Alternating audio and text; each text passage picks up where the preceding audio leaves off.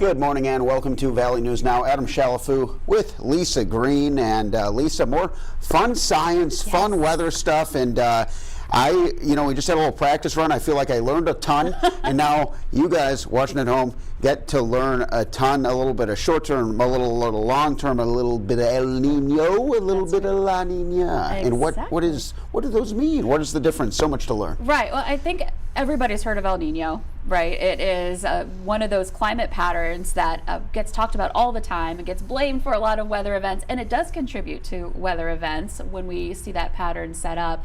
And we are looking out for some changes with that climate pattern too. So that's why we're talking today about climate, because we might see some changes coming up here as we head into the end of the year, head into the winter months, with the transition from what is considered an El Nino to a La Niña. So what is it? Well, El Nino, the specific term for it is El Nino Southern Oscillation. So that's the scientific term. It's a climate pattern. So it's more a global pattern. You know, we talk about fronts and lows, and those can be a little bit one step down from global weather patterns. But this is a long-term global pattern. So we're talking about it affecting weather over the course of seasons rather than, something moving through for the week like we're experiencing. Sure, more of a long-term outlook. Yes, and it influences weather, and weather can help to contribute to the developments of El Nino as well. So that's kind of the difference. We talked about this beforehand about how, we're going into the Olympics right now. The difference between climate and meteorology. They're under the same family, under the same umbrella, but meteorology is more short-term and climate is more long-term. So bringing back that Olympics reference, it would be like in track and field. As a meteorologist, I'm more of a sprinter, and then climatologists are more the marathon runners. So your sprint, your 100-meter dash, if you will, that's like, hey, here's what it's looking out like tonight. Yes. And then you have your mile run. Here's the look at the week. This is your marathon. This is your next few months. Yes, exactly. So for my purposes, what I do as a meteorologist is I predict out for the next 11 days in our 11-day planner. We can see a little bit farther out, into, the next month, but that gets more into the climate patterns rather than the immediate weather that's impacting us. And again, that's more on the climate side of things. So we're going to talk about that, how climate impacts my weather forecasts and how eventually it can lead to changes in our weather too, and specifically with El Nino. Well, before we get any further, I got to ask, where did the names come from, El Nino and La Niña? Yes. Okay. So El Nino, if anybody speaks Spanish, that means the child, specifically boy child, and we know that is in relation to Jesus. And then it all comes from when fishermen off the coast of South America, we see on the map there, noted that the waters off the coast of South America were much warmer around Christmas time. Okay, so interesting. Yes, so it's named as kind of a note of this happens when we have Christmas time, the arrival of the boy child, essentially. Oh, very cool. And of course, South America, Ecuador, Peru, Colombia, they're Spanish speakers, so that's where we get the El Nino. And La Niña is the opposite of that, so boy, girl. Okay. And so La Niña is when it's not warmer off the coast of South America. So that's where the name comes from. It has to do with the time of year that it's happening, often in the winter time. So it sounds like El Nino, that's actually a pretty intentional name that makes a lot of sense. La Niña, just kind of we need something that's the opposite of El Nino, so they went with La Niña. Yes. Okay. Yes. So that's where the name comes from. And we just came off of an El Nino. If you remember, it was great. The winter was wonderful, and we had still some cold outbreaks. You still have your winter weather, but the overall pattern was for warmer conditions, and that was quite nice. And we were under a strong El Nino, which strongly influenced our weather. And the El Nino La Niña oscillation does impact our weather, our winter weather here in the upper Midwest and the northern plains a lot more maybe frequently. There's a stronger signal for it. We definitely can feel the influence of it more than maybe some other parts of the country. So we pay close attention to that when we're looking ahead to the next season. Are we in a La Niña? Are we in an El Nino? What's going on? And so that's what I've been monitoring as we've been going through summer. We've been coming down from an El Nino. Okay, which So, means What La does that mean? Niña. Doesn't necessarily mean we'll go that route. Okay. So we're going to talk about We'll it. get there. Yeah, we'll we're get gonna there. I'm there. just scared. Yeah. I don't like the winters. I don't like being. Sure. You know, my face hurts. I'm Yeah. going outside. I freeze to death on the way to my car. It gets to be a whole ordeal. It can be, yes. So, but then on the flip side, just to kind of be the devil's advocate here, we missed out on some winter weather events, people Yeah. wanting to get out and do winter sports. We're supposed to go ice fishing. We couldn't do it. Sure. How about it? Yeah. So for those folks, this could be good news if indeed we're going to be talking about that. And here's a hint: we are. we'll get to that in a minute. But I wanted to explain how this all works first of all. Absolutely. So coming off an El Nino, this graphic shows there's South America again, and this orange-red blob, that's warmer surface water. So during an El Nino, first we'll talk about trade winds. Okay, so here in the higher latitudes where we are, we get the westerlies. We get a lot of our weather systems coming in from the west in general, southwest, northwest, or directly west. That's the general circulation at this latitude. But in the tropics, we have what's called the trade winds, and they actually move from east to west. So what they do is blow over the ocean, and just like on a windy day on a lake, you see the big waves, and Sure. it tends to push the water onto the lake shore in the direction it's blowing. We've seen dramatic views of that when the ice is coming off the lake, and we've had those ice heaves as well. Yeah. The wind can have a big impact on the surface of the water. Okay. So that's what it's like on a local scale, but on a much grander scale, it's doing a similar thing. It's pushing the water from east to west. Okay. So during an El Nino, we've got the warmer water off the coast of South America, and that coincides, this just says trade winds again, blow east to west and push those warm waters toward Asia in a typical kind of neutral kind of situation. But during an El Nino, those trade winds, they start to ease up. They're not as strong. And that's associated with that warmer water kind of moving onto the west coast of South America. So we get this warmer pool that's closer to the continent. And that might not seem like a big deal for us here, but it does impact our weather when we've got warmer, wet water more directly south of the North American continent. So here's how it impacts. Hopefully that all made sense. So when we see that warmer water off the coast of South America, this is a typical pattern that sets up during an El Nino. Does this look familiar? So this is essentially last winter. Yes.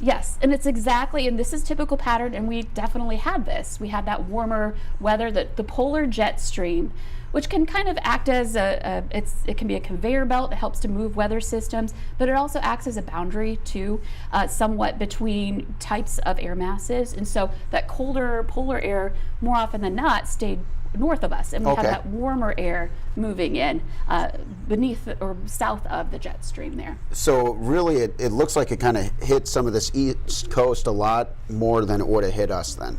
Well, we just ended up being on the warm side of the Okay. polar jet Okay. stream here. Sure. Relatively speaking, again, I want to stress again, of course, we're still going to have cold air. It is winter time after Yeah, all. absolutely. There were still some cold days. Yeah, just not as cold. So that's the signal for us, is that more often than not, we will see a warmer than average winter, or we'll at least have a better chance of seeing a warmer than average winter when we've got the El Nino going. And that's what it's all about, is the probabilities. Yes. It's not a prophecy, it's a probability. Yeah, it's more of an outlook than a forecast, I guess Sure. you could say. We're more likely to experience it, but it isn't a guarantee. And Okay. Last winter we did experience that. Okay, so now let's flip things. So the opposite of El Nino is La Niña. So this is La Niña explained. We talked about the trade winds. In an El Nino, the trade winds are weaker. And so then when we're talking about trade winds during a La Niña, they end up being stronger.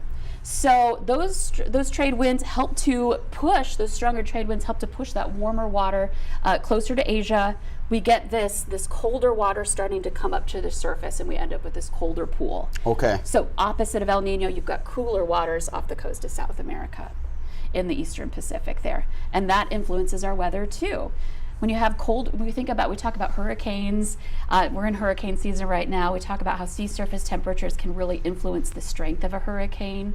When it's warmer, it helps to fuel those storms. So when you don't have that warmer water, that acts to help suppress storm development, and then of course then you would have changes in the overall weather pattern too, because anything that changes in the weather in one spot can impact someplace downstream from it. Sure. So that's the colder pool. Here's a look at what a typical La Nina looks like in the winter time. That's cold, folks. And the winter time is when we often see the greatest impacts from an El Nino and a La Nina. And yes, you see colder air. That polar jet's a little farther south. We've got that colder air driving in from Canada. And again, this isn't a typical pattern. There's a Pacific jet helping to push in some moisture too. Now, it could mean a more snowy winter potentially, but the signal's greater for cold. It's more of the cold that we're focused in on when we're talking about a La Nina. And then if it's colder, then you're more likely to see snow than rain too as well. Sure. So yeah, we're looking at potential for that here coming up in the forecast. Let's talk about that too. Any questions, by the way? I think I'm picking up what you're putting down here. Yeah. It just seems like one question I do have is, I know you mentioned the term oscillation, and so these seem to kind of work in tandem with each other, and if you experience one, it means the other is to follow, or? It doesn't guarantee that, but you can kind of think of it like water in a bathtub. You get water building up, sloshing to one side. Okay. It can, Counter slosh. Yes. Okay. It can do that. It doesn't always mean that that's going to happen because, again, there are other climate patterns at play too. Sure. So they're all influencing each other. But a lot of times you do see a swing from, especially we just came off a strong El Nino, you see a swing back to La Nina. Okay. So it is interesting to see how the different regions, not just our region, but how the different regions are experiencing this. Either way, the East Coast, they're just having a rough time. Well, just being under being under the polar jet doesn't necessarily mean it's going to be bad. But again, it is a street or a conveyor belt, as I mentioned, can drive systems. So if you're under the jet, you're more likely to have systems, weather systems coming through. Okay. Because you're kind of in that pattern there, but not a guarantee though. All right. Well, I will let you proceed. Okay. Thank you for answering that. Yeah. Okay. So let's talk about how things are looking. So the Climate Prediction Center, they're the experts on that. They're the climatologists here, and they update us on how the ENSO situation's looking, the El Nino Southern Oscillation again.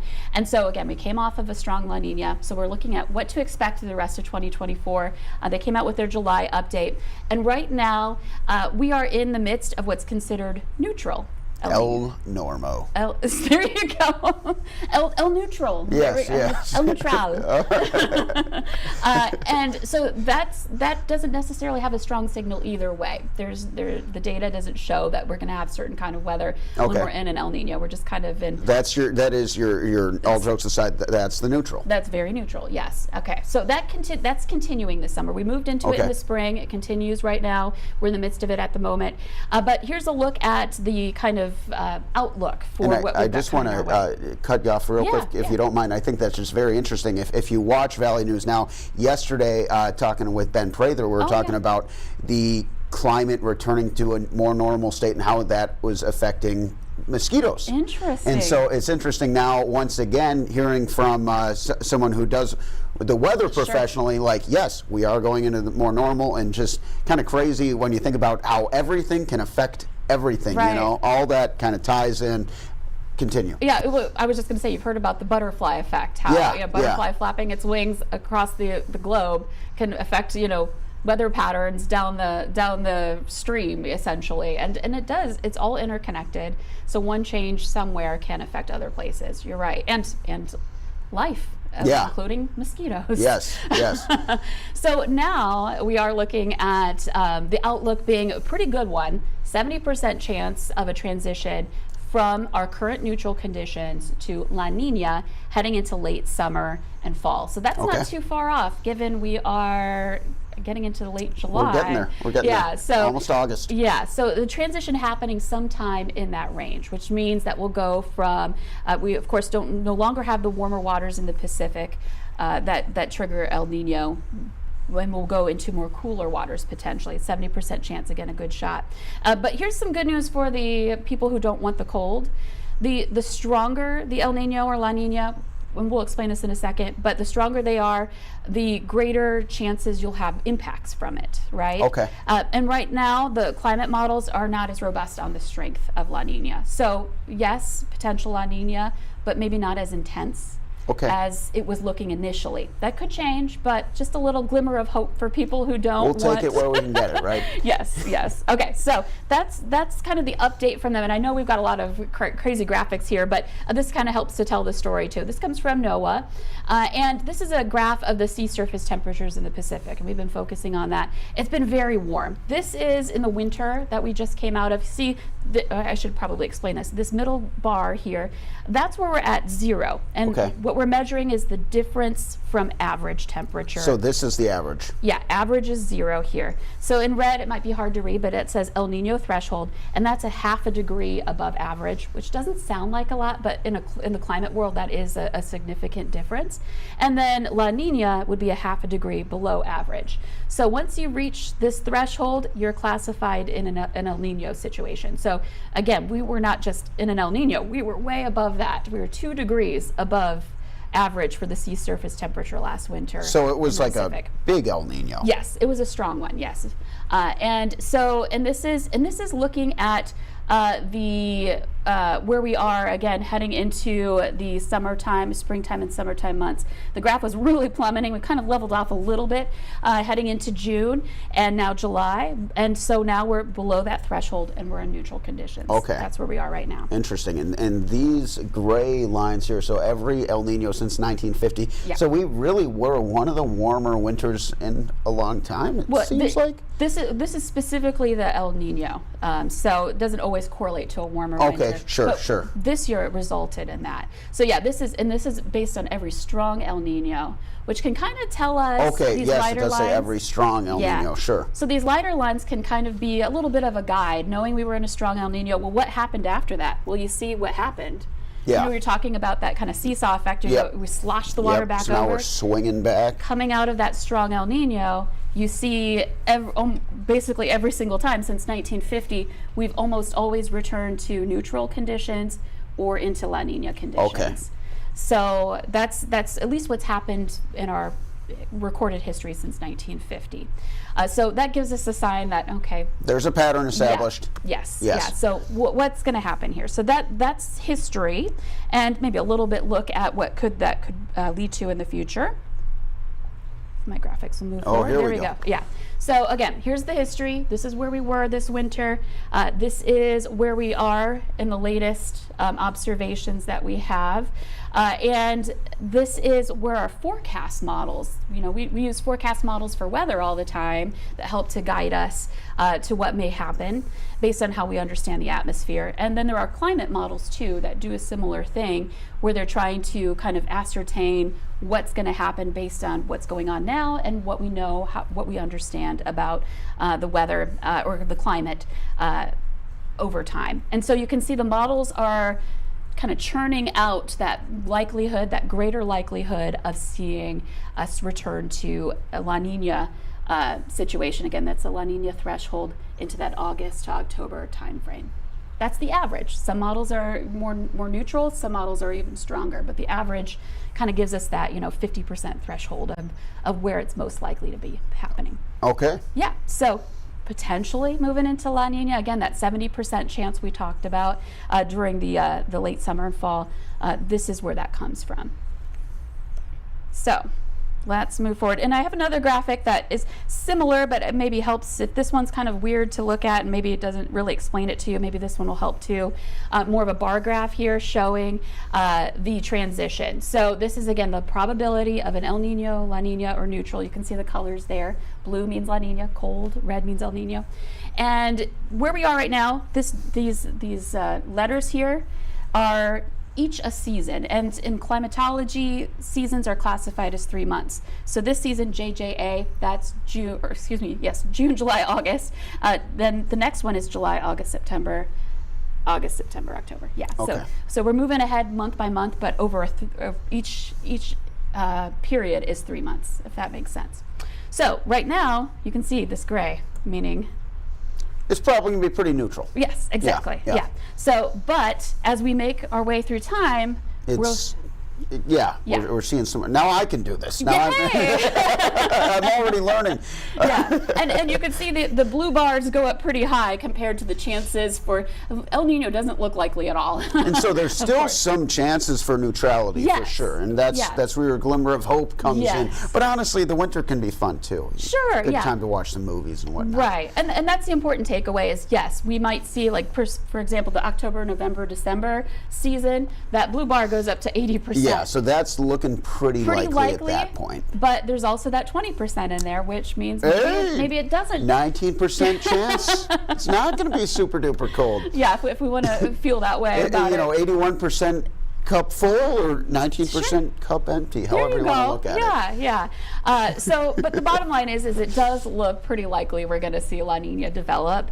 And based on that, what we just talked about, how it influences our weather, there is a possibility we'll see a colder than average season. And again, it doesn't always happen that way because there are other factors at play. But it does look like the chance for a consecutive El Nino is practically minimal. Right, yeah. We're more likely to experience La Nina, or we could remain in neutral conditions. Less likelihood of that, but still remain in neutral conditions and have a more classic kind of winter around here. But we'll see. We'll have to see. Climatology. You're predicting out several months in advance. Yeah. You can really settle in on trends for sure. But that doesn't necessarily mean your weather is going to be a certain way each day. And one other thing I like to remind people about averages. Average can mean a lot of things. So, like for example. Average height. You've got somebody who's 5 feet and somebody who's 6 feet. The average of those two is 5.5 feet, right? But what if you had two people that are both 5.5 feet tall? Their average is 5.5 feet tall as well. Sorry if I said that wrong. But what I mean is the average can be average of extremes, or maybe just average of kind of just average generic of averages. weather. Yeah. So my point in saying that is that means we could still see extremes. We could still see some very cold days, obviously, and what we would more likely experience in a colder winter is perhaps longer cold air outbreaks, or more often cold air outbreaks, or just in general the temperature just being cooler than average. Okay. So it could mean a lot of things. I feel like now I'm thinking about that 2021 winter a little bit more, where it was like colder air for kind of days on end. Sure.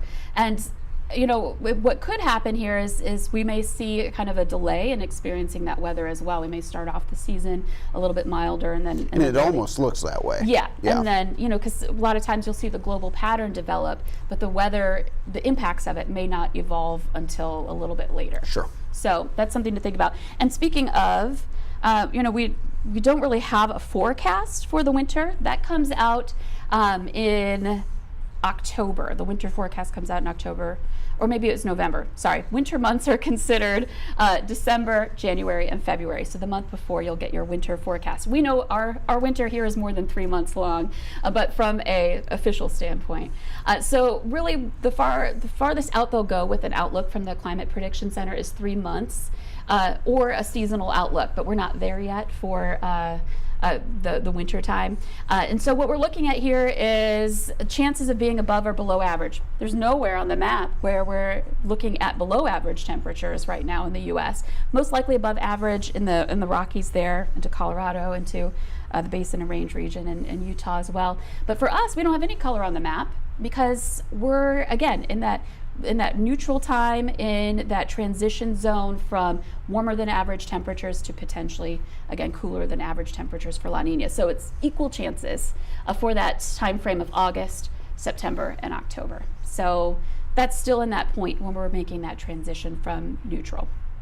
Well, there you have it, and it reflects how we're kind of looking at previously in some of those other graphs as well. Yeah. So this all kind of, I'm probably saying the same thing over and over again, but it helps to reinforce, where this is coming from, and hopefully it helps us to understand what we're looking at here. And again, it's not a forecast; it's an outlook. It's just something to think about and be prepared for. And maybe this sounds really good right now. I mean, we're going into a heat wave today. Looking at 90% of our communities, and it looks like right now from a meteorology standpoint over the next week or so that we're going to be in those upper 80s to the low 90s. So maybe winter sounds pretty good to some folks right now. It's good that balance does, or it balances out. Sure. It's fun to have a good winter. Right. You want to be able to get out on the lake, do some ice fishing. Yeah, I You like a wanna- little milder. Yeah. You know, I hope to avoid the negative 40s and 50s and 60s. But hey, what are you going to do? Right, yeah.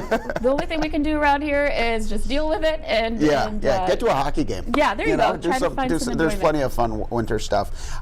Thank you so Yeah. much. I feel like I learned just a ton about everything from the origin of the names. Sure.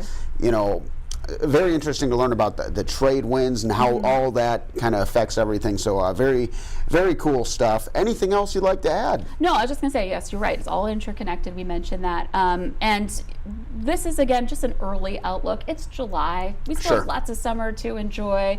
And we're going to get monthly updates on how things are looking from a climate standpoint as we get closer to the fall and then eventually in the winter. So hopefully I'll come back here and I was just going to say, especially when we start to get into just having more intel on those 3-month outlooks as they come. Yeah, and so I don't want to fill anybody with dread. It's just something to, kind of think about and be ready for potentially. Heard it here first, folks. Thank you so much for joining me, Lisa. Yeah. Always a pleasure to have you. And that is all for now on Valley News Now. Have a great day. Enjoy it. We'll see you in a little bit here. Take it easy.